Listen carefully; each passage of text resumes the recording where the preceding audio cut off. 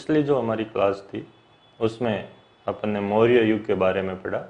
मौर्यकालीन कला जो है वो अपन कला पूरी प्राचीन भारत की एक साथ पढ़ेंगे, मौर्य काल से लेकर गुप्तोत्तर काल तक, ताकि सारे कॉन्सेप्ट उसके एक साथ आपके क्लियर हो जाए। पहले अपन राजनीतिक इतिहास जो है वो इन राजवंशों का पूरा कर लेते हैं, तो उसके बाद जो है वो अपन मौर्यकालीन कला से शुरू करेंगे, क्योंकि वैदिक साहित्य और ये चीज़ तो हो चुकी है सिंधु कला।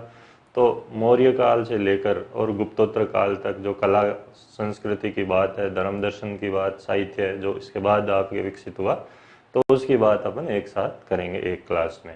अभी अपनी जो क्लास है मुख्यतः आज वो अपन ध्यान दे रहे हैं मुख्यतः जो है आपके सातवाहन कुषाण उन पर। इसके बाद गुप्त काल को अपन लेंगे अगली क्लास में। तो सातवाहन युग जो था उसके बारे में अपन इस क्लास में बात करेंगे। सातवाहन शासक कौन थे, कैसे इस वंश की स्थापना हुई और किस प्रकार सारी चीज़ें हुई। तो पहले आप लोग रेडी हो जाओ आज की क्लास के लिए, आ जाओ सारी। सातवाहन युग से अपन आज की क्लास शुरू करेंगे।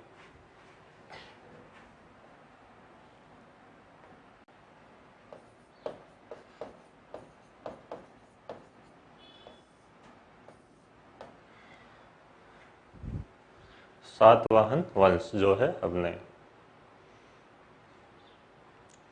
तो सातवाहन जो राजा थे कौन थे, कहाँ से आए, ये किस जगह के रहने वाले थे, इनकी जो अपन उत्पत्ति की बात करते हैं सबसे पहले। तो ये जो थे आपके सातवाहन, इनको आंध्रभृत्य पुराणों में कहा गया है। आंध्रभृत्य ये पुराणों में आपके आया। वायु पुराण और मत्स्य पुराण इनके बारे में जानकारी देती है।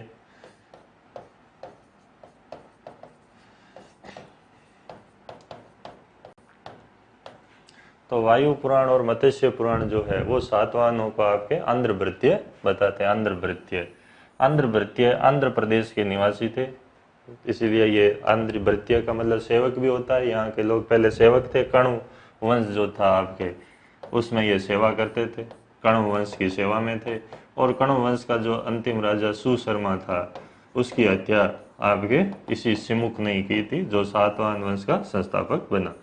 तो सुशर्मा की हत्या जो थी वो इस सिमुक ने की थी। तो सिमुक को पुराणों में आंध्रभृत्य के नाम से आपके जाना गया है। आंध्र प्रदेश जो था आपके पुराणों में और ऐत्रेय ब्राह्मण में कृष्णा और गोदावरी के बीच का जो भाग है इसको आपके आंध्र प्रदेश कहा गया है। तो आंध्र प्रदेश क्षेत्र जो था पुराने समय में आपके आंध्र भाग जो है कृष्णा और गोदावरी के जो बीच का भाग था उसको आपके आंध्र प्रदेश या आंध्र कहा गया है। तो इनके बीच की जो बात है वो ऐत्रेय ब्राह्मण यहाँ के लोगों को अनार्य कहता है कि ये जो कृष्णा और गोदावरी के बीच के लोग थे ये आपके अनार्य थे। तो ऐत्रेय ब्राह्मण इनको अनार्य की संज्ञा देता है।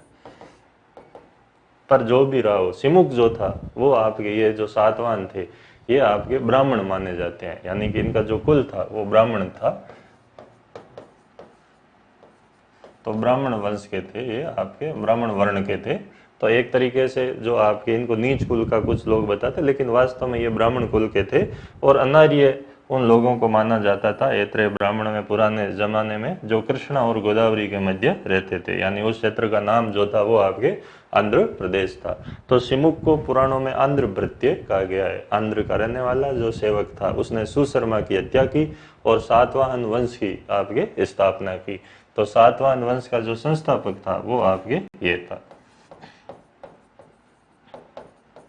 तो संस्थापक जो है वो अपन किसको मानेंगे, सिमुक को। पाटलिपुत्र में इसने सुशर्मा की हत्या की थी। सुशर्मा आपके शुंगों के बाद कण्व वंश आया था और कण्व वंश ने भी पाटलिपुत्र में शासन किया था। कण्व भी ब्राह्मण थे, ये भी ब्राह्मण थे और पाटलिपुत्र में ही इसकी हत्या हुई। तो ऐसा माना जाता है। बाद में ये यहाँ से भाग गया और दक्षिण भारत में इसने नए राज्य की स्थापना की, जिसको अपन सातवाहन वंश के नाम से जानते हैं। तो सिमुक जो था वो आपके उत्तर में सुशर्मा की हत्या करके दक्षिण भारत में चला गया और सातवाहन वंश का संस्थापक माना जाता है। तो सिमुक जो था वो पहला शासक जो है वो आपके इस राजवंश का है। सिमुक ने कहते हैं कि 23 वर्षों तक शासन किया, यानी कि 60 से 37 BCE तक। तो ये इसका कुल शासन आपके था। तो 23 वर्ष तक इस सिमुक ने राज किया। और सिमुक के बारे में हमें जानकारी जो है वो आपके नाना घाट जो है, महाराष्ट्र में जगह है नाना घाट। नाना घाट में एक रिलीफ उत्कीर्ण मिलता है। रिलीफ का मतलब होता है पत्थर पर आकृति खुदी हुई है, जिसको अपन बोलते हैं रिलीफ उत्कीर्ण। तो नाना घाट में रिलीफ उत्कीर्ण जो है वो किसका मिला है, वो अपने को मिलता है सिमुक का। रिलीफ का मतलब होता है आपकी आकृति जो पत्थर पर खोदी गई है। तो एक तरीके से चित्रफलक, यानी कि इसका आकृति मिलती है सिमुक की, जो वो आपके रिलीफ उत्कीर्ण कहलाता है। उसको अपन चित्रफलक भी कह सकते हैं। तो ये जो है आकृति ये हमें मिलती है नाना घाट। नाना घाट जो है वो महाराष्ट्र में। तो सिमुक जो है वो आपके इस वंश का संस्थापक है और उसने 23 साल तक आपके शासन किया। और ये सूची मत्स्य पुराण और वायु पुराण में मिलती है आपके। अंतिम दिनों में कहते हैं कि ये अत्याचारी ज्यादा हो गया था सिमुक, तो लोगों ने इसकी हत्या कर दी। तो सिमुक की हत्या हुई लास्ट में आपके शासन के अंतिम समय में। सिमुक को मार दिया गया और सिमुक का भाई कान्ह या कृष्ण जो है, कहते हैं कि वो शासक बना। तो फिर शासन जो है वो आपके कृष्ण ने संभाला। तो 37 BCE में जो है आपके कृष्ण शासक बना और इसने 18 साल तक शासन किया, यानी कि 19 BCE तक। तो ये 18 साल तक रहा, क्योंकि सिमुक का जो बेटा था सातकर्णी प्रथम वो अल्पवयस्क था, इसीलिए इस सिमुक के भाई कान्ह ने शासन संभाला था और इसने 18 वर्ष तक शासन किया, 37 से लेके 19 तक। तो इसकी कोई ज़्यादा आपके उपलब्धियां हमें नहीं मिलती है, लेकिन इसमें ध्यान रखना है कि इसका जो शासन था वो आपके इतना रहा, यानी 18 वर्ष तक कृष्ण ने शासन किया। जब कृष्ण मर गया तो फिर सिमुक का ही बेटा सातकर्णी प्रथम शासक बना, जब वो वयस्क हो चुका था। तो फिर उसके बाद आपके ये आता है सातकर्णी प्रथम। ये 19 BCE में शासक बना और कब हटा इसकी एग्जैक्ट तिथि अपने को पता नहीं चलती है, लेकिन हम ये कह सकते हैं कि प्रथम सदी ईसा पूर्व में ये शासक बना था सातकर्णी प्रथम। तो इस वंश का वास्तविक संस्थापक इसी को ही माना जाता है। वास्तविक मतलब जिसने पूरी तरीके से उसकी शक्ति संगठित की इस वंश की, तो वास्तविक संस्थापक ये है। और इसने गोदावरी पर प्रतिष्ठान को अपनी राजधानी के रूप में स्थापित किया, जिसको पैठन कहा जाता है, प्रतिष्ठान या पैठन। तो ये आपके इनकी राजधानी जो है वो आपके हमें यहाँ से मिलता है कि प्रतिष्ठान जो था वो पैठन शक्ति का केंद्र बना गोदावरी नदी के तट पर। तो ये आपके, तो ये इसकी उपलब्धि थी सातकर्णी प्रथम की। तो वास्तविक संस्थापक ये है और संस्थापक ये है। वास्तविक संस्थापक का मतलब हुआ जिसने पूरी तरह से उस स्वतंत्रता का जन्मदाता उस राजवंश का, और उसको एक तरीके से संप्रभु राजवंश स्थापित करने वाला जो राजा है वो आपके सातकर्णी प्रथम है। इस वंश का पहला शक्तिशाली शासक यही है। सबसे ज्यादा शक्तिशाली तो गौतमी पुत्र था और प्रथम शक्तिशाली जो शासक है वो आपके सातकर्णी प्रथम है।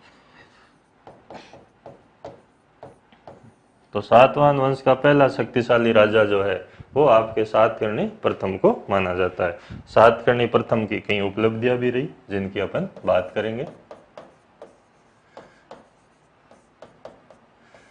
सातकर्णी प्रथम ने कई संघर्ष किए और इसने सबसे पहले तो मालवा, उज्जैन ये इलाका जीता, आपके मालवा, नर्मदा के तटीय भाग, तो यहाँ पर इसने विजय हासिल की, तटीय भाग पर विजय हासिल की।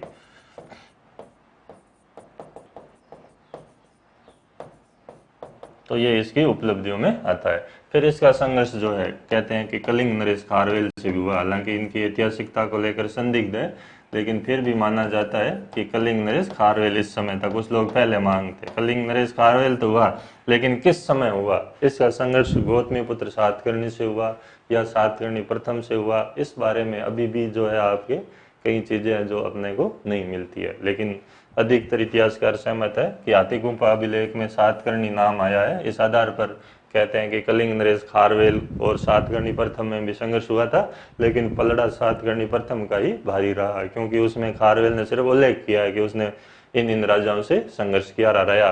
अगर वो सातकर्णी प्रथम को शक्तिशाली राजा को वास्तव में हराता तो इसके बारे में आपके खारवेल जो है अपने हाथी गुम्फा अभिलेख में और ज़्यादा डिटेल में ये चीज़ बताता, लेकिन ऐसा अपने को नहीं मिलता है। तो ये इसकी उपलब्धियाँ थी सातकर्णी प्रथम की कि इसने मालवा, नर्मदा और यहाँ के क्षेत्रों को जीता और कलिंग, नरेश, खारवेल के जो आक्रमण हुआ था उसको आपके असफल किया। और कहते हैं कि खारवेल को ही इसने पराजित करके 2 अश्वमेध यज्ञ किए थे, 2 अश्वमेध और 1 राजसूय यज्ञ। तो ब्राह्मण था, ब्राह्मण धर्म का पुनः उत्थान जो है वो इस युग में देख सकते हैं अपन। तो 2 अश्वमेध और 1 राजसूय यज्ञ करने वाला व्यक्ति जो था वो आपके कौन था? सातकर्णी प्रथम था। तो ये इसकी उपलब्धि थी। और सातकर्णी प्रथम ने इस उपलक्ष्य में आपके चांदी की मुद्राएं भी जारी की, रजत मुद्राएं चलाई थी, जिस पर अश्वमेध का भी उल्लेख मिलता है। और वो आपके इसी अश्वमेध यज्ञ और कलिंग, नरेश, खारवेल को हराने के उपलक्ष्य में रजत मुद्राएं चलाए जाने का उल्लेख मिलता है। तो सातकर्णी प्रथम की जो उपलब्धियां थी वो अपने को ये ध्यान रखनी है। 2 अश्वमेध, 1 राजसूय यज्ञ किया, रजत मुद्राएं चलाई, कलिंग, नरेश, खारवेल के हमले से राज्य को बचाया और मालवा, नर्मदा के तटीय भाग पर विजय हासिल की। ये इसकी उपलब्धि थी। और इसने श्री 7 नाम से सिक्के चलाए। श्री 7, 7 का मतलब सातकर्णी होता है, तो श्री 7 नाम से सिक्के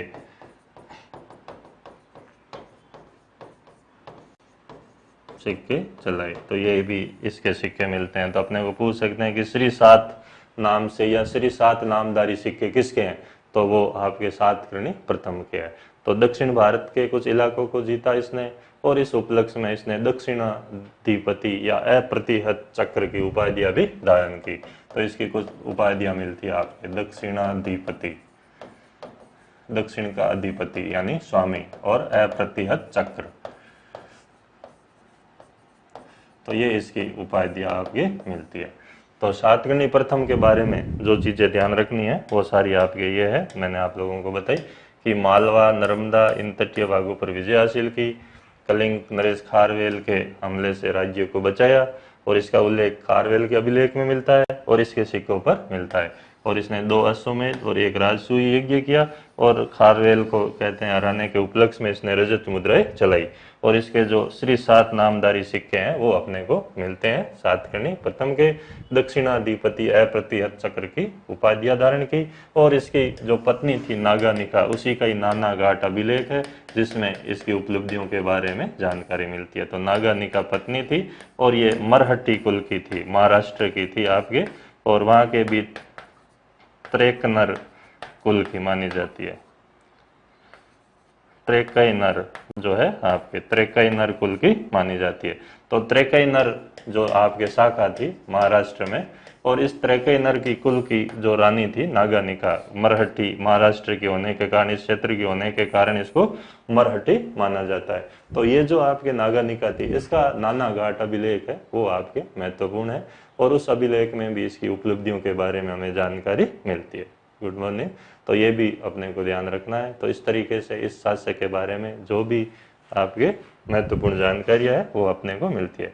तो मरहट्टी कुल की थी, त्रेकेनियर कुल की थी और इसका नाम था नागानिका। और नागानिका ने ही जो है एक तरीके से इसकी विजयों में महत्वपूर्ण भूमिका निभाई है, क्योंकि मराठियों का जो शासन था वो दक्षिण तक फैला हुआ था और नागानिका से विवाह करने से इसकी स्थिति मजबूत हो गई और दक्षिण का इलाका जब इसके पास आ गया तो दक्षिणाधिपति की उपाधि जो है वो आपके इसने सातकर्णी प्रथम ने प्राप्त की। तो इस तरीके से ये इसकी उपलब्धियां है सातकर्णी प्रथम की, जिनके बारे में मैंने आप लोगों को बताया। इस समय भारत में एक आपके अज्ञात जो यात्री आया था जिसने पुस्तक लिखी Periplus of the Erythraean sea. Ptolemy, Pliny ने सबने इस समय के व्यापार के बारे में उल्लेख किया है। तो the Periplus of Erythraean sea, Erythraean sea का मतलब होता है यहाँ लाल सागर, लाल सागर की यात्रा। पेरिप्लस ऑफ द एरिथ्रियन सी यानी लाल सागर की यात्रा। इसका जो लेखक है वो यूनानी है लेकिन अज्ञात लेखक है। किसने लिखी ये जानकारी अपने को नहीं मिलती। तो ये कहता है कि इस समय जो आपके राजा जो था वो शक्तिशाली राजा था और यूनानी भाषा में सातकर्णी प्रथम को एल्डर सोरोगनस कहा गया। कि एल्डर शोरोगनस जो था वो यहाँ का शक्तिशाली राजा था और इसके राज्य में दो महत्वपूर्ण बंदरगाह थे। एक का नाम ये बताता है सुपुर, सुपुर का मतलब है महाराष्ट्र में सोपारा, और दूसरा बताता है किलोन, किलोन का मतलब है महाराष्ट्र में कल्याण। गुजरात में भी है एक कल्याण, वो अलग है, ठीक है। तो एल्डर शोरोगनस जो है वो आपके इनके उल्लेख करता है सुपुर का और किलोन का। किलोन जो है वो आपके कल्याण को कहा गया।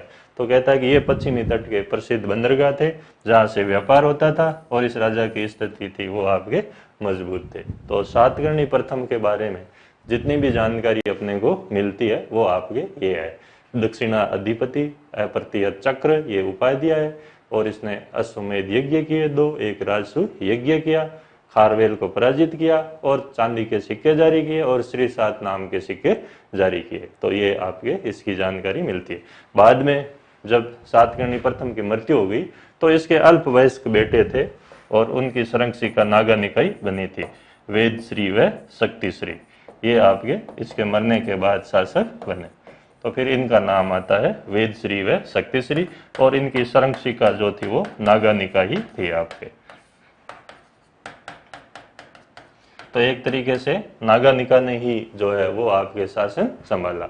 तो शुरुआत में जो अभिलेख है वो नाना घाट अभिलेख महत्वपूर्ण है, जिसमें आपके नागा निका इस सातकर्णी प्रथम की उपलब्धियों का उल्लेख करती है, और नाना घाट में ही सिमुक का जो है वो रिलीफ या चित्रफलक अपने को प्राप्त होता है। तो ये पूरा तात्विक स्रोत है जो अपने को शुरू में मिलते हैं, और यूनानी लेखक जो है वो आपके इस समय के व्यापार का उल्लेख करते हैं।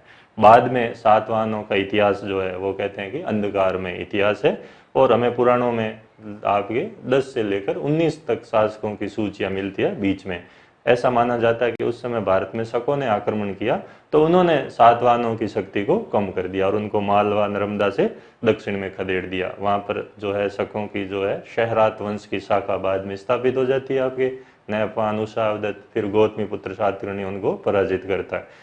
तो शक जब भारत में आते हैं, उनका आक्रमण होता है, तो वो सातवाहनों को दक्षिण की तरफ खदेड़ देते हैं। तो ये जो उज्जैन, मालवा, ये जो भाग है ये उनके हाथ से निकल जाता है। फिर चस्टन और ये लोग उज्जैन में शासन करते हैं, जो शकों की शहरात शाखा के माने जाते हैं। कामरदक शाखा जो शकों की थी वो तो आपकी गुजरात में थी, जूनागढ़ अभिलेख, रुद्रदामन, वो तो कामरदक शाखा के थे, और शहरात शाखा जो थी वो उज्जैन में थी, मध्य प्रदेश में मालवा वाले भाग में। तो इस तरीके से जैसे ही शक भारत में आते हैं तो वो सातवाहनों को दक्षिण में सीमित कर लेते हैं। तो फिर सातवाहनों का अंधकार युग जो है वो शुरू होता है आपके सातकर्णी प्रथम के बाद, और फिर पुराणों में 10 से लेकर 19 शासकों का उल्लेख मिलता है आपके, जो कि नाम मात्र के शासक थे। एक तरीके से ये शकों की अधीनता ही आपके स्वीकार करने लग गए। तो ये शासक जो है जिनका हमें उल्लेख मिलता है, उनमें जो कुछ शासक थे जिनका लास्ट में नाम मिलता है जो महत्वपूर्ण थे आपके लास्ट वाले, अपिलक, कुंतल और हाल, ये तीन। फिर कुंतल जो कर्नाटक वाला राज्य था वहां पर शासन था, और इनके जो नाम है बाद में आपके आते हैं। इनमें जो सबसे प्रमुख है वो हाल को माना जाता है। तो बीच में जो है आपके इतने राजाओं की सूची जो है मत्स्य पुराण में मिलती है, अपने को ध्यान रखना है। तो ये जो पुराण है मत्स्य और वायु पुराण, वो आपके इनकी सूचियों को बताते हैं कि कौन कौन जो है वो शासक हुए। तो अपिलक, कुंतल और हाल, ये तीन राजा जो थे वो अंतिम में थे आपके, और हाल को फिर महत्वपूर्ण माना जाता है, और वो इसलिए माना जाता है कि उसकी साहित्यिक उपलब्धियों के कारण, सांस्कृतिक उपलब्धियों के कारण जो है वो हाल सातवाहनों में महत्वपूर्ण स्थान रखता है। हाल जो था वो खुद प्राकृत भाषा का विद्वान था, प्राकृत भाषा का विद्वान था, और इसने 700 मुक्तक छंद लिखे, जिसमें किताब जो थी प्राकृत भाषा में काव्य शैली में लिखी है, प्राकृत काव्य शैली में, जिसका नाम है आपके गाथा सप्तशती या गाथा सप्तशती। तो गाथा सप्तशती का जो लेखक है वो आपके माना जाता है हाल। तो हाल जो था वो प्राकृत भाषा का विद्वान था, और 700 मुक्तक छंद इसने प्राकृत भाषा में लिखे हैं, और इनको ये जो है मुख्यतः प्राकृत काव्य शैली में आपके लिखे गए हैं। और इस पुस्तक का जो नाम है वो आपके गाथा सप्तशती है। फिर इसी हाल के समय गुणाढ्य जो था वो भी इसके दरबार में था, जिसका उल्लेख अपन मौर्यों के समय कर रखे हैं। और इसी ने वो कहानी सबसे पहले रची थी कि मूरा नाम की शूद्र कन्या के चंद्रगुप्त बेटा था, इसीलिए नाम पड़ा मौर्य। तो वो कहानी सबसे पहले जो स्टोरी बताने वाला व्यक्ति ये गुणाढ्य था, जिसने व्रत कथा की रचना की प्राकृत की पैशासी शैली में। तो प्राकृत भाषा एक तरह से सातवाहनों की राजकीय भाषा थी, ये आपको ध्यान रखना है। इनकी जो सरकारी भाषा थी, राजकीय भाषा जैसे मौर्यों की थी, वैसे सातवाहनों की प्राकृत थी। तो व्रत कथा की रचना प्राकृत भाषा में गुणाढ्य ने की थी, प्राकृत भाषा में की। और प्राकृत भाषा की कौन सी शैली? पैशाची शैली। तो इस शैली में इसने लिखा। तो ये दो प्रसिद्ध विद्वान थे, आपके हाल खुद विद्वान था और उसका दरबारी गुणाढ्य विद्वान था। और मैंने कहा कि इसने इसमें वो कथा का उल्लेख किया है और ये प्राकृत की पैशासी शैली में आपके लिखी गई है। इस हाल की जो पत्नी थी मलयवती, वो संस्कृत की विद्वान थी और वो चाहती थी उसका पति उसे संस्कृत में बात करे, जबकि ये तो प्राकृत में लिख रहा था, तो फिर दिक्कत हो गई। तो मलयवती ने फिर आपके सर्ववर्मन जो संस्कृत का विद्वान था उसको हाल को संस्कृत सिखाने के लिए नियुक्त किया और इस सर्ववर्मन ने कातंत्र की रचना की आपके। तो पाणिनि की अष्टाध्यायी पहली संस्कृत व्याकरण पर लिखी गई पुस्तक है, वो क्लिष्ट भाषा में है। पतंजलि का महाभाष्य जो था वो उस पर टीका थी, उसको सरल भाषा में समझाने के लिए। और नौसिखियों को समझाने के लिए अगर संस्कृत की ग्रामर है तो वो आपके है सर्ववर्मन ने लिखी कातंत्र। तो ये नौसिखियों के लिए, क्योंकि हाल खुद नौसिखिया था, प्राकृत का विद्वान था और उसको संस्कृत सिखानी थी, तो मलयवती ने यह प्रयास किया था कि हाल को संस्कृत आए। तो उसने फिर सर्ववर्मन को नियुक्त किया और उसने कातंत्र की रचना की। तो कातंत्र जो है वो आपके नौसिखियों को संस्कृत सिखाने के लिए इस संस्कृत व्याकरण की रचना की गई। तो संस्कृत व्याकरण की जो पुस्तक है पाणिनि की अष्टाध्यायी, फिर उस पर टीका हो गई आपके, फिर ये हो गई, फिर कात्यायन ने लिखी वर्तिका। तो इस तरीके से यह संस्कृत व्याकरण की कुछ मुख्य पुस्तकों में आपकी आती है। तो यहाँ तक की बात अपने खत्म हुई, ये जो चीज आपको ध्यान रखनी है। तो हाल की उपलब्धियां यही थी, प्राकृत भाषा का विद्वान, 700 मुक्तक छंद प्राकृत काव्य शैली में गाथा सप्तशती के नाम से लिखे, गुणाढ्य इसके दरबार में था, इसने व्रत कथा की रचना की जो प्राकृत की पैशासी शैली में लिखी गई है। और मलयवती इसकी पत्नी थी, संस्कृत की विदुषी महिला थी और उसने सर्ववर्मन को हाल को संस्कृत सिखाने के लिए नियुक्त किया और सर्ववर्मन ने कातंत्र की रचना की। तो ये आपके थे। तो बाद में जो थे शासक उनका उल्लेख ये मिलता है आपके।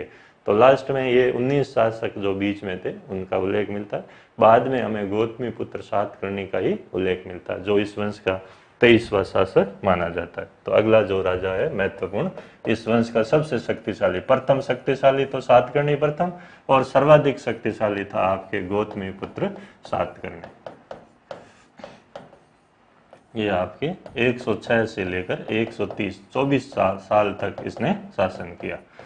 तो 24 वर्ष जो है वो आपके गौतमी पुत्र सातकर्णी, ये आपके 23वां इस वंश का शासक माना गया।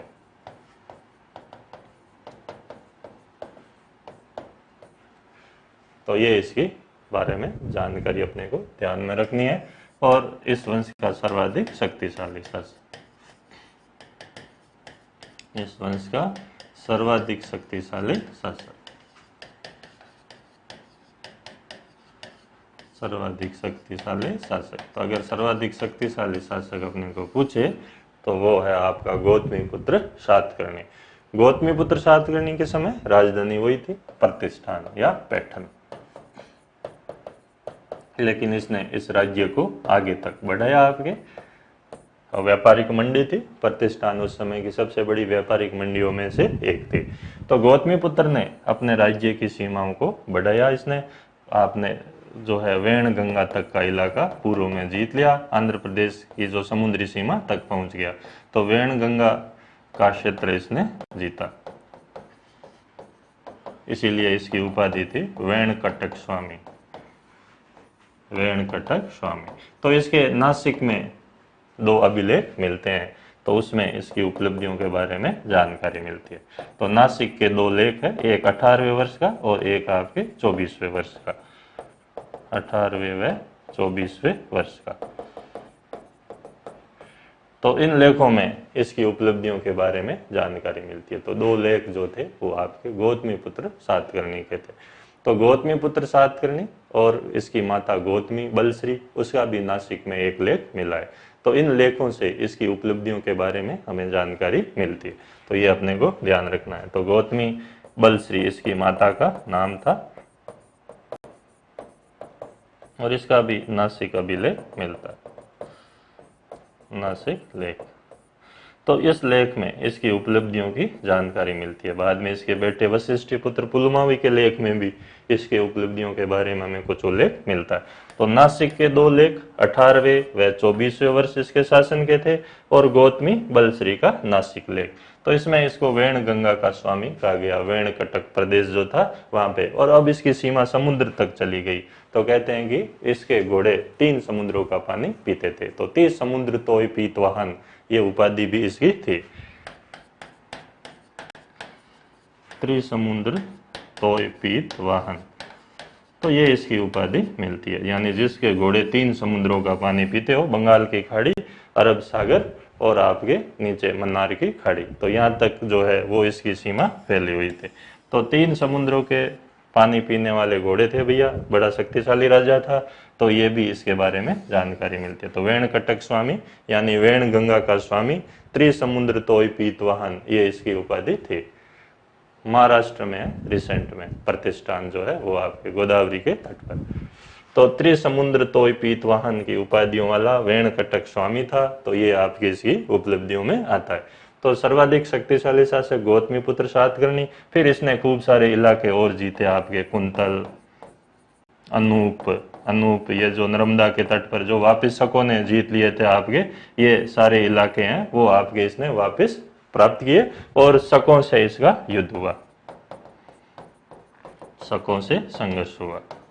तो ये दिलचस्प जो संघर्ष है वो आपके माना जाता है। और इस समय जो शकों की उज्जैन में शाखा थी वो आपके उज्जैन में शहरात वंश था और इसका राजा नयपान व उसावदात थे। तो इनको इसने पराजित किया। कहते हैं कि शहरात वंश का उन्मूलन कर दिया। खकरात वंश निर्वैशस था, शहरात वंश का उन्मूलन करने वाला। शक पहलव यवन निषूदनस, एक ब्राह्मण और आगमन निलय, ये इसकी उपाधियां थी। त्रिसमुद्र तोय पीतवाहन, वेण कटक स्वामी के नाम से जाना जाता था ये। तो शकों से संघर्ष हुआ और उज्जैन में शहरात वंश के नहपान व उषावदात को इसने पराजित किया और इनके सिक्कों पर जो आपके शकों के थे उस पर अपना वापिस नाम अंकित करवाया। और ये सिक्के हमें नासिक के पास जोगल थम्बी में मिलते हैं। तो जोगल थम्बी में सिक्कों का भंडार मिला है। ताम्र मुद्राएं हैं, रजत मुद्राएं हैं, आपके चांदी के सिक्के हैं। और इस मुद्रा भंडार जो है ये मुख्यतः आपके शकों का सिक्के थे जिसके ऊपर इसने अपना नाम अंकित करा। इसका मतलब इसकी विजय का सूचक है। तो जोगल थम्बी में जो मुद्रा भंडार मिला है वो आपके किसका है?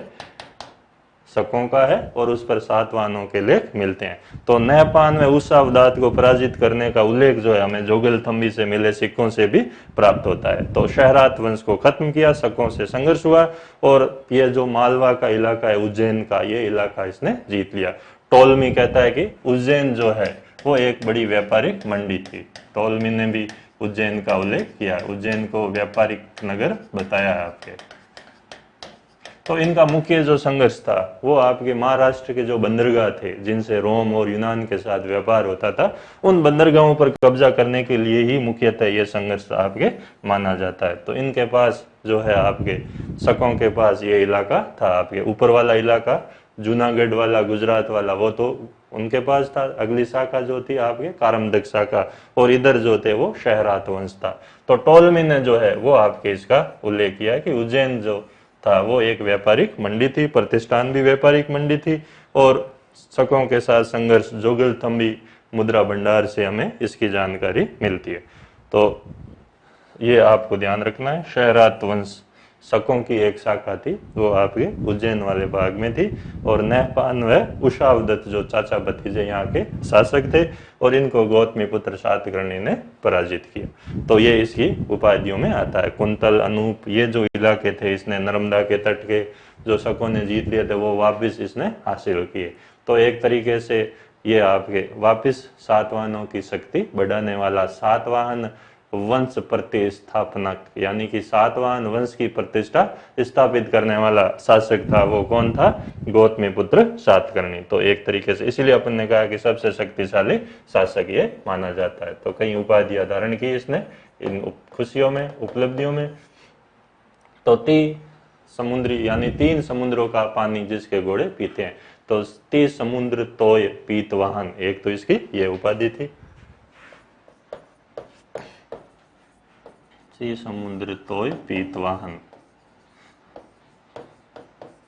यानी जिसके घोड़े 3 समुद्रों का पानी पीते हो।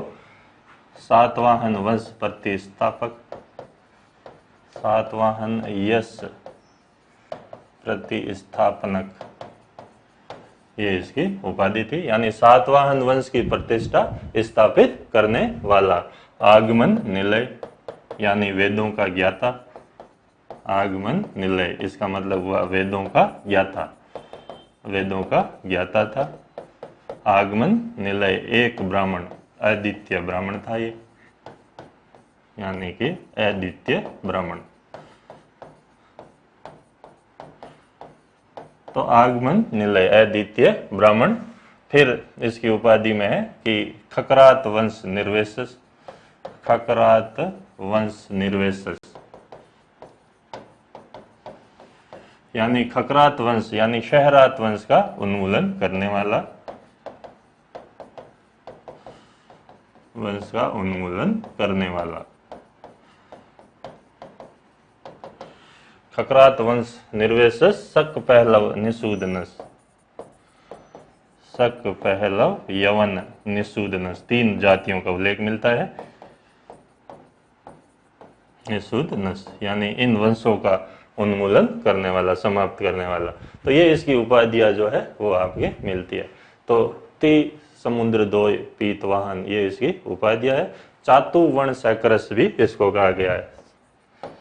चातुवर्ण सैकरस यानी कि 4 वर्णों की प्रतिष्ठा स्थापित करने वाला, 4 वर्णों की प्रतिष्ठा स्थापित करने वाला,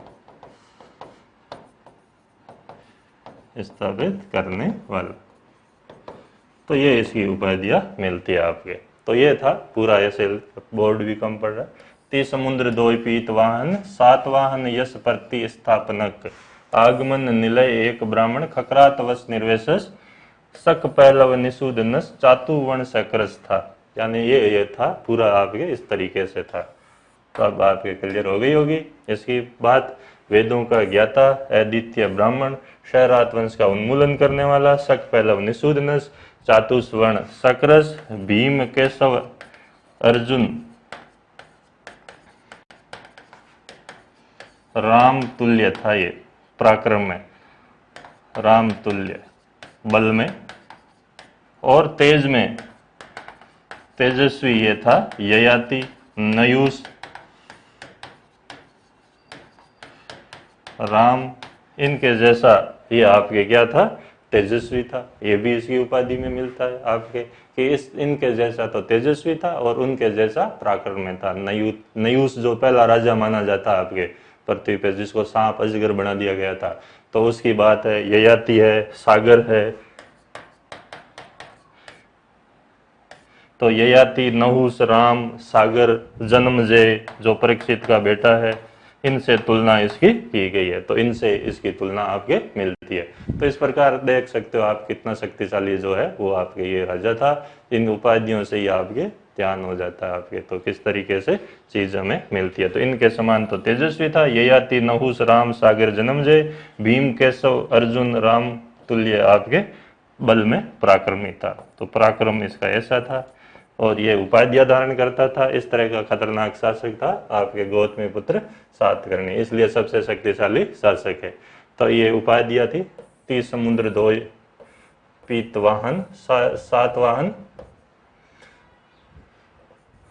सातवाहन यश प्रतिस्थापनक, आगमन निलय एक ब्राह्मण, खकरात वश निर्वेश, शक पहलव यवन निषूदनस, चातुवर्ण सैकरस, और फिर आपके भीम केशव अर्जुन राम तुल्य बल में, और तेजस्वी था ययाति नहुष राम सागर और जन्मजय की तरह।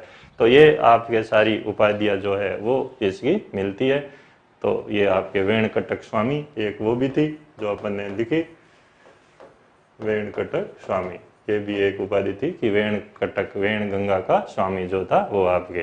तो इनको हराया और इस तरीके से चारों वर्णों की धर्म प्रतिष्ठा इसने की। 3 समुद्र तक घोड़े इसके पानी पीते थे, और यही आपके कॉम्बो मिलती है, ऐसे ही उपाधि जो है पूरी एक साथ ही मिलती है आपके, जो अपन ने लेख की बात की नासिक लेख में। तो इस तरीके से इसके बारे में जो है वो आपके उल्लेख मिलता है। इसने कुछ बौद्ध, ये ब्राह्मण थे लेकिन फिर भी बौद्धों को भी दान दिया आपके, और नासिक में जो अजकालकीय गांव था वो आपके बौद्ध मठ को दान दिया था, और कारले में जो था वो करजक गांव था, ये आपके अनुदान में दिया था। इसलिए भूमि अनुदान की जो परंपरा है वो आपके सातवाहनों के समय से ही मानी जाती है कि इन्होंने सबसे पहले भूमि अनुदान जो है वो आपके बौद्ध मठों को दान में दिए थे। तो अजकालकीय गांव तो जो नासिक का चैत्य था उसको दान में दिया था मठ को, और कारले वाले को उसने करजक गांव जो था वो आपके दान में दिया था। तो बौद्धों को भी बराबर संरक्षण इनके समय में आपके मिलता है। तो अजकालकीय और करजक ये दो है जिनके दान दिए जाने का जो उल्लेख आपके मिलता है। तो इस तरीके से भी चीज अपन देख सकते हैं। तो इन गांवों का दान में दिए जाने का उल्लेख मिलता है। तो सातवाहन जो थे वो अपन ये कह सकते हैं कि धर्म सहिष्णु शासक आपके थे। तो ये इसकी उपलब्धियां थी गौतमी पुत्र सातकर्णी की। बाद में इसका जो बेटा था वो आपके वशिष्ठी पुत्र पुलुमावी जो है वो शासक बनता है 130 में, और 29 साल तक वो शासक रहता है 159 तक। तो बाद में जो है गौतमी पुत्र के बाद जो शासक आता है वो आपके आता है वशिष्ठी पुत्र पुलुमावी, वशिष्ठी पुत्र पुलुमावी। इसके भी नासिक में भी लेख मिला और कारले में भी मिला है। तो इसके 2 लेख मिलते हैं, एक तो नासिक में और एक आपके कारले में।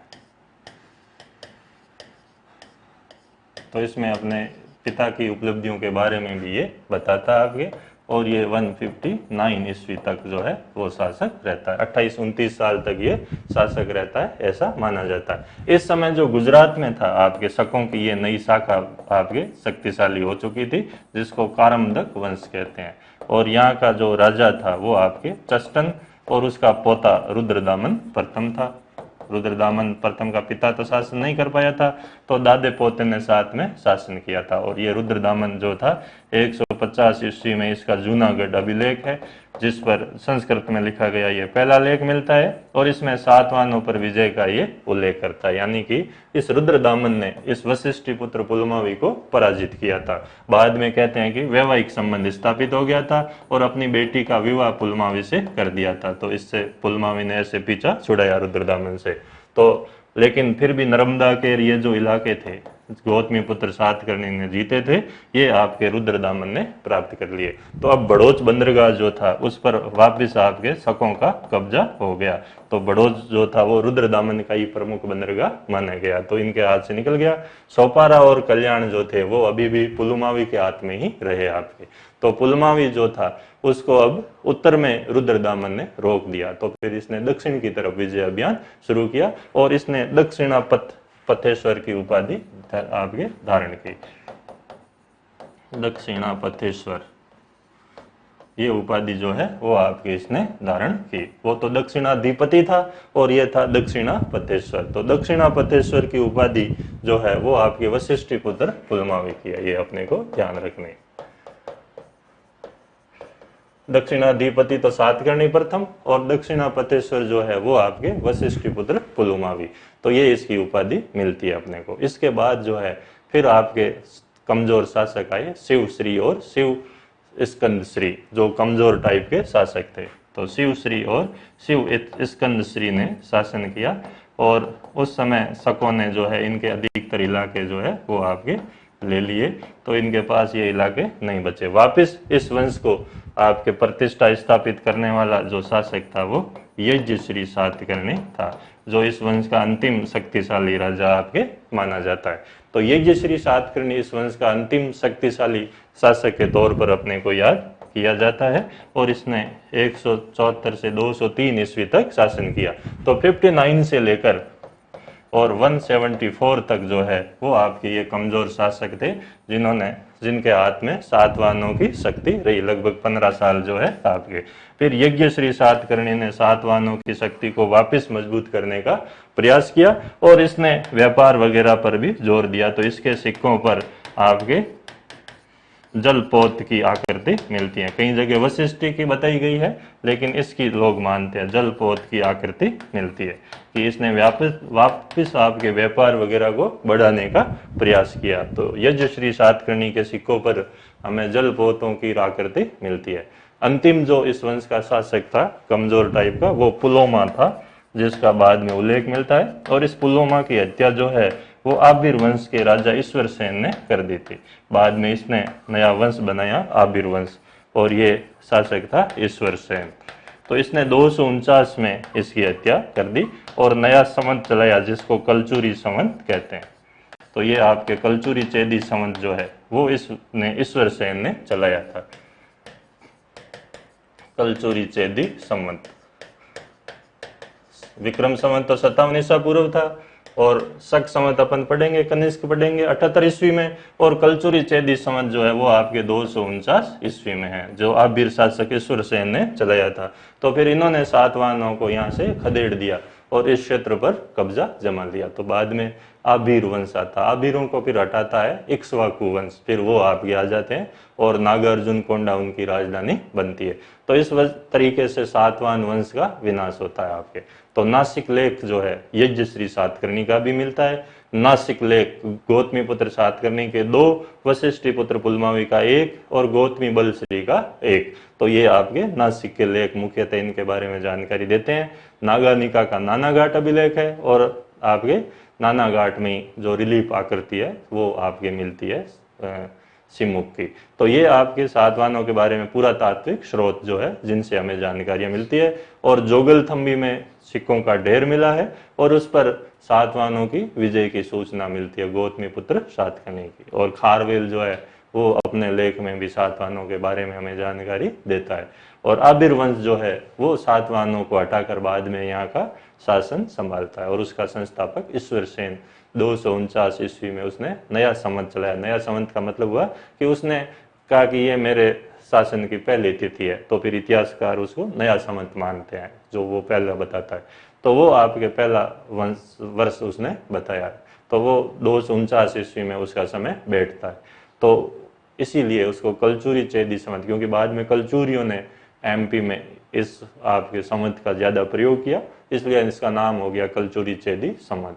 तो इस प्रकार सातवाहन वंश जो था पूरा आपके, उसका मैंने आप लोगों को पूरी डिटेल बताई, कौन कौन राजा थे, किस तरीके से थे। एक बार अपन वापस देख लेते हैं तो आपके सारी चीज क्लियर हो जाएगी। तो सातवाहन जो थे वो आंध्र भृत्य के नाम से पुराणों में जाने गए हैं। कृष्णा व गोदावरी के बीच का जो क्षेत्र है वो आंध्र प्रदेश कहलाता था और ऐत्रेय ब्राह्मण में इस क्षेत्र को अनार्य कहा गया है। अनार्य, इस क्षेत्र के लोगों को अनार्य कहा गया है।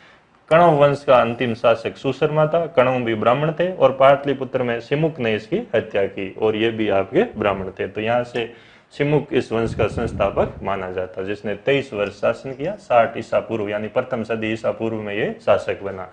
नाना घाट में रिलीफ उत्कीर्ण या चित्रफलक पर इसकी आकृति मिलती है और इसकी लोगों ने हत्या कर दी क्योंकि यह लोकप्रिय हो गया। तो उसके भाई कान्हा ने शासन संभाला, 18 साल इसने शासन किया।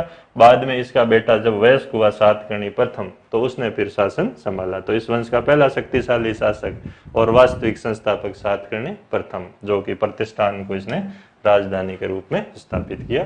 सातकर्णी प्रथम की उपाधियां दक्षिणाधिपति, अप्रतिहत चक्र, खारवेल को पराजित किया। इस उपलक्ष्य में अश्वमेध यज्ञ किए 2, राजसूय यज्ञ किया, रजत मुद्राएं चलाई और श्री सात नाम के सिक्के चलाए। मालवा नर्मदा के तटीय भाग पर विजय हासिल की और इसकी पत्नी थी मराठी कुल की, मराठी क्षेत्र की त्रिकेन्यर कुल की आपके नागानिका, जिसका नाना घाट अभिलेख उसमें उपलब्धियों का वर्णन मिलता है। Periplus of the Erythraean sea का जो अज्ञात लेखक है उसने लाल सागर की यात्रा की और एल्डर सोरोगनस यानी सातकर्णी प्रथम को शक्तिशाली शासक बनाया कि उसके पास ये 2 महत्वपूर्ण बंदरगाह थे, सुपुर और किलौन। वेद श्री व शक्ति श्री फिर इसके अल्पवयस्क बेटे शासक बने और उनकी संरक्षिका के तौर पर नागानिका ने ही शासन अपने हाथ में लिया। फिर सातवाहनों का अंधकार युग शुरू होता है और 10 से 19 शासकों का उल्लेख वायु पुराण और मत्स्य पुराण में मिलता है। लेकिन 3 अंतिम महत्वपूर्ण माने गए, अपील, कुंतल और हाल। और हाल जो था वो विद्वानों का आश्रयदाता था, प्राकृत भाषा का विद्वान था और 700 मुक्तक छंद में प्राकृत काव्य शैली में उसने गाथा सप्तशती की रचना की। उसी के दरबार में गुणाढ्य था जिसने प्राकृत की पैशासी शैली में व्रत कथा की रचना की।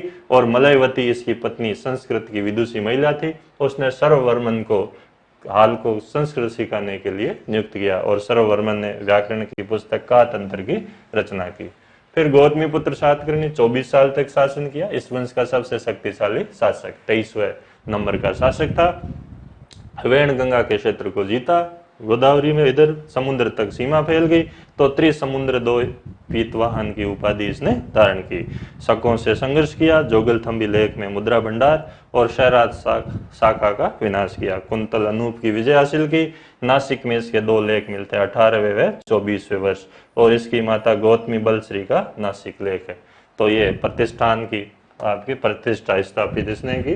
उपाधियां जो थी, त्रिसमुद्र दो पीतवाहन, सातवाहन यश प्रतिष्ठापनक, आगमन निलय, एक ब्राह्मण, खकरात वश निर्वेशक, शक पहला यवन निषुद्धनस, चातुस्वर्ण सकृष की उपाधियों वाला यह शासक, जिसकी भीम केशव अर्जुन व राम से तुलना की गई है। और ययाति नहुष राम सागर और जन्मजय जैसा शक्तिशाली प्रतापी राजा, तेजस्वी राजा था। इसने नासिक में अजकालिकीय गांव जो है वो दान में दिया और कारले में करजक।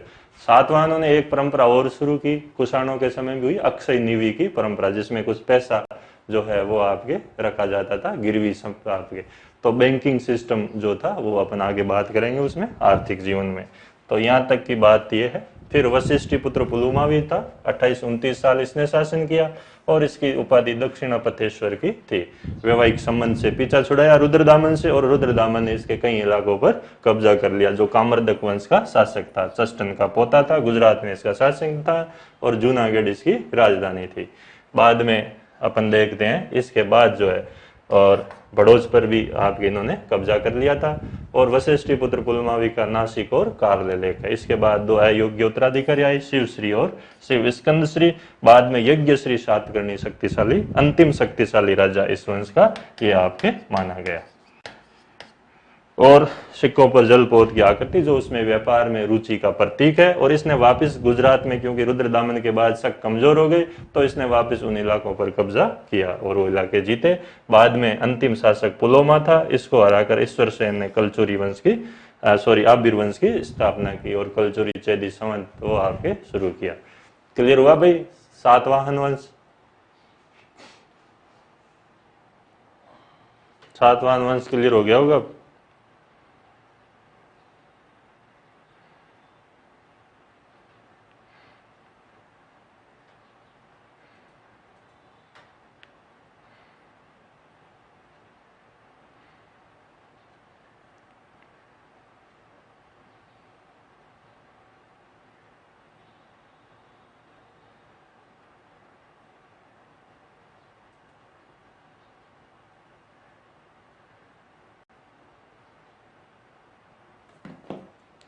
ठीक है, तो ये अपन ने देखा सातवाहन वंश की जो राजनीतिक उपलब्धियां थी वो आपके कंप्लीट हमने की।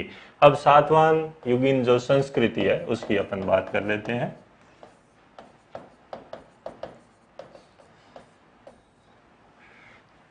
तो सातवाहन जो शासक थे वो आपके एक तरीके से वेदों के अनुसार जो वैदिक परंपरा थी उसका पालन करने वाले थे। यज्ञश्री नहीं, यज्ञश्री तो आपके था अंतिम शक्तिशाली और पुलोमा था अंतिम शासक। अंतिम शासक पुलोमा था और यज्ञश्री था अंतिम शक्तिशाली शासक। तो सातवाहन संस्कृति की अपन बात करें, राजनीतिक जीवन की, राजनीतिक जीवन व प्रशासन, अगर अपन इसकी बात करें एडमिनिस्ट्रेशन की और पॉलिटिकल लाइफ की, तो इन्होंने जो शासन है वो वैदिक परंपरा के अनुसार शासन किया। आपके वैदिक परंपरा का पालन किया, वर्ण धर्म की रक्षा की इन्होंने, वर्ण धर्म की रक्षा की। और महाराज, ये उपाधियां इनकी मिलती है, उपाधियां मिलती है। और वैदिक परंपरा का पालन कैसे किया, तो हम यज्ञों में देखते हैं। तो अश्वमेध यज्ञ, राजसु यज्ञ, एक ब्राह्मण, आदित्य ब्राह्मण और आगमन निलय यानी वेदों का ज्ञाता। तो इन उपाधियों से हमें ये चीजें पता चलती है कि ये आपके वैदिक परंपरा का पालन करने वाले थे, जिन्होंने शासन में इनको महत्व दिया। तो इनसे अपन इनके शासन के बारे में हमें जानकारी मिलती है। तो प्रशासन में वैदिक परंपराओं को अपनाया और मौर्यों की प्रशासनिक परंपरा का पालन किया। इनमें भी जो मंत्री और ऊंचे अधिकारी होते थे उनको आपके अमात्य ही कहा गया है। जिलों को यहाँ पर भी विषय या आहार के नाम से जाना गया है। तो विषय व आहार जो है वो आपके जिले कहलाते थे। तो इनकी बात यहाँ पर भी हम देखते हैं। तो वही जो प्रशासनिक जो सिस्टम है आपके, वो आपके इनका वही है। तो राजा के पास जो रहने वाले अमात्य थे उनको राजा अमात्य कहा गया और सामान्य मंत्रियों को आपके अमात्य कहा गया। तो राजा अमात्य कहा गया। फिर कुछ जो आपके भंडागारिक वगैरह ऐसे अधिकारियों का उल्लेख मिलता है जो कोषाध्यक्ष आपके होते थे। तो बाद में गुप्तों ने इस परंपरा को आपके अपनाया। तो भंडागारिक जो था वो आपके कोषाध्यक्ष था, उसको कहते थे। यानी कि प्रशासन देखो, वैदिक परंपरा का पालन किया, वर्ण धर्म की रक्षा की, महाराज जैसी उपाधियां थी, अश्वमेध, राजसु यज्ञ, एक ब्राह्मण, आगमन निलय यानी वेदों का ज्ञाता। तो ये जो आपके ब्राह्मण धर्म की प्रतिष्ठा की बात करती है। फिर वही अमात्य, राजा अमात्य, मंत्रियों की बात, विषय आहार जिले थे और भंडागारिक जो था वो आपके कोषाध्यक्ष को कहा गया। तो इसी तरह कुछ अधिकारियों के और भी आपके नाम मिलते हैं। एक पन्नीय घरक, ये आपके थोड़ा अलग है, इसको ध्यान रखना है। ये आपके नगर में पानी की व्यवस्था करने वाला, उसका नाम था ये, पानी की व्यवस्था करने वाला। बाकी मौर्यों वाले ही थे। कर्मांतिक जो उद्योगों वाला था, एक ये भी मिलता है कर्मांतिक जो उद्योगों की व्यवस्था करता था, उद्योगों की व्यवस्था करता था। तो पन्नीय घरक एक महत्वपूर्ण था जो नगर में आपके पानी की व्यवस्था देखने वाला जो अधिकारी था वो आपके ये था। बाकी रज्जुक और ये नाम यहाँ पर भी मिलते हैं जो भूमि की पैमाइश वगैरह करते थे आपके। सातवाहनों ने भी जो है भू राजस्व की दर 1/6 ही रखी। कभी कभार आपातकाल में 1/3 भी किए जाने का अपने को उल्लेख मिलता है, लेकिन मुख्यतः जो भूमि राजस्व की दर थी वो मौर्य परंपरा का ही निर्वहन कर रहे थे और 1/6 ही आपके इन्होंने रखी। 1% की ब्याज जो है वो हमें सातवाहनों के समय मिलती है, जबकि 15% की ब्याज दर जो थी वो आपके मौर्य काल में थी। तो ये कुछ चीजें जो है वो अपन देख सकते हैं। सातवाहन जो शासक थे, यहाँ महिलाओं की प्रशासन में भागीदारी थी, लेकिन मात्र सत्तात्मक परिवार नहीं था, ये ध्यान रखना। महिलाओं की भागीदारी तो थी और कई महिलाओं ने शासन भी संभाला, जैसे गौतमी बलश्री है, आपके नागा निकाय है, इनकी शासन में भी भूमिका रही। लेकिन समाज जो था वो पितृसत्तात्मक था, भले ही माता का नाम आगे मिलता हो, लेकिन इनका जो परिवार था, इकाई थी, वो आपके कैसी थी, पितृसत्तात्मक थी, न कि मातृसत्तात्मक। हाँ, माताओं के नाम जो है वो आपके आगे जरूर मिलते हैं, लेकिन इसका अर्थ ये नहीं है कि वो मातृसत्तात्मक परिवार था। धार्मिक रूप से सहिष्णु थे और समाज में सभी वर्ग जो थे वो रहते थे। और इन्होंने, मैंने बताया कि बौद्धों को भी बराबर आपके दान वगैरह दिया। तो धर्म सहिष्णु जो शासक थे वो आपके ये थे। तो किसी एक ब्राह्मण धर्म के भले ही हो, लेकिन उन्होंने किसी एक धर्म को महत्व दिया हो, ये आपके ऐसा नहीं है।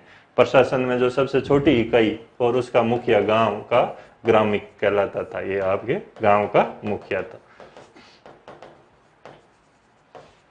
तो ये था सातवाहनों। तो सातवाहनों ने अपने को ये ध्यान रखना है कि वैदिक परंपरा का पालन किया और प्रशासन में जो इकाइयां थी वो मौर्यों की ही उन्होंने रखी। कुछ चीजें मौर्यों से ही अनुसरण की, वो गुप्त काल तक और गुप्तोत्तर काल तक प्राचीन भारत में मिलती हैं। जो मौर्य प्रशासन है उसी को ही बाद में आपके फॉलो अप किया गया। तो ये चीजें अपने को बाद तक मिलती है। कुछ अधिकारी थे जिनकी बात मैंने आप लोगों को बताई कि ये थे। सातवाहनों के बारे में सबसे बड़ी महत्वपूर्ण बात थी वो था इनका आर्थिक जो जीवन था, ये आपके महत्वपूर्ण है, अपने को ध्यान रखना है। बड़ोच पर ये कब्जा करने के लिए शकों से उलझे थे और बड़ोच पर इनका कुछ सीमा तक आपके नियंत्रण भी हुआ। लेकिन इनका जो मुख्य बंदरगाह था सातवाहनों का वो था सोपारा, सुपूर जिसको कहा गया, ये आपके प्रमुख बंदरगाह था। प्रमुख बंदरगाह था। और दूसरा जो बंदरगाह था वो आपके किलोन यानी कल्याण था। तो इनके बारे में भी हमें उल्लेख मिलता है। किलोन व कल्याण ये दूसरा था, सर्वाधिक प्रमुख बंदरगाह ये था। तो ये इसीलिए डेवलप किया गया क्योंकि इस पर शकों का अधिकार था और यहाँ पे आक्रमण होते थे, इसलिए सोपारा जो था वो इनका मुख्य बंदरगाह था। इनके मैंने बताया पेरिप्लस ऑफ एरिथ्रियन सी में उल्लेख मिलता है। और बड़ोच में भी गौतमी पुत्र सातकर्णी के सिक्के चलते थे, सातवाहनों के सिक्के चलते थे, इनकी भी जानकारी अपने को मिलती है। तो पेरिप्लस ऑफ एरिथ्रियन सी ने तो इनके बारे में पता किया। इस समय कहते हैं कि 46 ईस्वी में आपके मानसूनी हवाओं की खोज हो चुकी थी, तो इस वजह से भी व्यापार को बढ़ावा मिला। मानसूनी हवाओं की खोज, कुछ लोग कहते हैं कि यूनानी नाविक हिप्पालस ने खोज की, कुछ कहते हैं ये हिप्पालस हवाओं का ही नाम था। तो कुछ तो इसको नाविक मानते हैं हिप्पालस को, जबकि कुछ स्रोत जो इतिहास में वो ये बताते हैं कि ये जो हिप्पालस था ये आपके मानसूनी हवा का नाम था। लेकिन अभी तक ये चीजें स्पष्ट नहीं है। जो नए रिसर्च है वो इस पे ज्यादा आपके ध्यान दे रहे हैं, लेकिन अपने को ये पता रखना है कि ये हिप्पालस 46 ईस्वी में मानसूनी हवाओं की खोज हुई। तो फिर आपके व्यापार जो था रोम और यूनान के साथ, उस व्यापार को और आपके आसानी हुई। इस समय गोदावरी के तट पर जो प्रतिष्ठान या पैठन था, ये आपके सबसे बड़ी व्यापारिक मंडी मानी जाती थी, जो प्रमुख व्यापारिक केंद्र था। फिर ये तगर जगह थी आपके आंध्र प्रदेश में, और ये मलमल के लिए प्रसिद्ध था। फिर यहाँ मलमल जो वो होता था। बंग जो इलाका बंगाल, ये भी आपके मलमल के लिए प्रसिद्ध था। तो ये मलमल जो था ये भी आपके कहाँ पे जाता था, रोम जाता था। और मथुरा में इस समय भारत में कपड़ा बनता था साटक, बहुत ही महीन कपड़ा था, और कहते हैं कि रोम के लोग इस पर पागल थे। तो इस समय भारत का व्यापार जो था रोम के साथ होता था और वो आपके भारत के पक्ष में था। व्यापार ये हुआ कि मानसूनी हवाओं से जहाज, पहले तो पतवार वाले जहाज थे भाई, ये वाले जहाज थे नहीं, तो पतवार वाले जहाज थे, वो हवाओं के अनुरूप चलते थे। तो वो मानसूनी हवाएं जो थी वो आपके इन कई बार जैसे मानसून होता था तो डिस्टर्ब भी होती थी, जो जहाज वगैरह चलते थे, तूफान वगैरह आते थे। और मानसूनी हवाएं जो आपके दक्षिण पूर्वी एशिया की तरफ और पश्चिम एशिया की तरफ बहती है, तो उन हवाओं के सारे ये जहाज चलाने में आसानी हुई। इस वजह से वो व्यापार में सहायक साबित हुए। तो तगर बंग ये जो है मलमल के लिए प्रसिद्ध है। मथुरा जो था वो साटक वस्त्र के लिए आपके जाना जाता था, और कलिंग वगैरह हाथी दांत इनके लिए थे। दक्षिण भारत में मसाले होते थे, और यूनानी उन मसालों को यवन प्रिय काली मिर्च का इन्होंने नाम दिया था। तो काली मिर्च को जो यूनानी, वो अपन अभी संगम युग हटा दिया अपने सिलेबस से, नहीं तो वो अपन पढ़ते वहाँ। तो यवन प्रिय जो है वो आपके काली मिर्च का नाम जो है वो भारत वालों ने रख दिया, क्योंकि यूनानियों को ये इतनी ज्यादा पसंद आते थे आपके। तो ये सारी चीजें अपन देखते हैं व्यापार के बारे में। सातवाहनों ने पोटिन धातु जो था और सीसा, इसके सिक्के इन्होंने जारी किए। इन्होंने रजत मुद्राएं कम जारी की, सिर्फ आपकी विजय के उपलक्ष्य में। चांदी की भी सिक्के मिलती है, लेकिन मुख्यतः जो सिक्के थे वो पोटिन व शीशे के सिक्के इन्होंने चलाए थे। तो इन धातुओं के सिक्के इन्होंने चलाए आपके, तो इनका उल्लेख अपने को मिलता है। तो अगर आपको पूछे कि सातवाहनों के जो सिक्के थे वो किस धातु के थे, तो वो आपके सीसा और पोटिन, ये दो है आपके मुख्यतः माने जाते हैं। तो ये जो है चीजें अपने को मिलती है। और बड़ोस, सोपारा, और ये बड़ोस का एक नाम यूनानी जो है लेखक वो बेरी गाजा भी आपके कहते हैं। तो बेरी गाजा बड़ोच था। तो इस समय जो व्यापारिक स्थिति थी वो आपके ये थी। पोटिन, सीसा, ये तो आपके सिक्के वाले धातु है। रजत के भी सिक्के आपके जारी किए, और दक्षिण भारत से तो काली मिर्च का व्यापार होता ही था। प्रतिष्ठान पैठन व्यापारिक मंडी थी मुख्य। तगर मलमल, बंग मलमल, मथुरा में साटक कपड़ा था आपके, और ये सारी चीजें। और हिप्पालस जो है कहते हैं कि उसने मानसूनी हवाओं की खोज की, जबकि कुछ लोग बताते हैं कि मानसूनी हवाओं का नाम ही हिप्पालस था आपके। तो ये सारी बातें जो है अपन ने पढ़ी सातवाहन वंश के बारे में। तो ये महत्वपूर्ण चीजें हैं जो सातवाहनों के बारे में अपने को ध्यान रखनी है। राजनीतिक इतिहास और ये कला संस्कृति मैंने कहा एक साथ अपन पढ़ेंगे, सारी जो मौर्य काल से शुरू करेंगे। फिर अपन बाद में कल जो है कनिष्क व कुषाण जो है ये क्लास अपन करेंगे। फिर गुप्त काल शुरू कर देंगे, वो भी छोटी सी क्लास होगी। कुषाणों का भी ज्यादा नहीं है, अपने को ध्यान रखना। धातु, पोर्टिन धातु कौन सी होती है? पोर्टिन, ये आपके शीशे जैसा ही होता है पोर्टिन। पट्टिया जो थी ये मंगाते थे बाहर से इनकी, और इससे सिक्के आपके जारी किए थे। तो इनका जो है वो जानकारी अपन ने आज की क्लास में देखी। आप क्लियर है भाई? पोर्टिन है, पोर्टिव नहीं, पोर्टिन, ठीक है, शीशे जैसा ही होता है, लेड जैसा ही। तो ये आपके आज की जो अपनी क्लास है यहाँ खत्म होती है। कल अपन जो है कुषाणों के बारे में पढ़ेंगे इसी टाइम। आपको थैंक यू।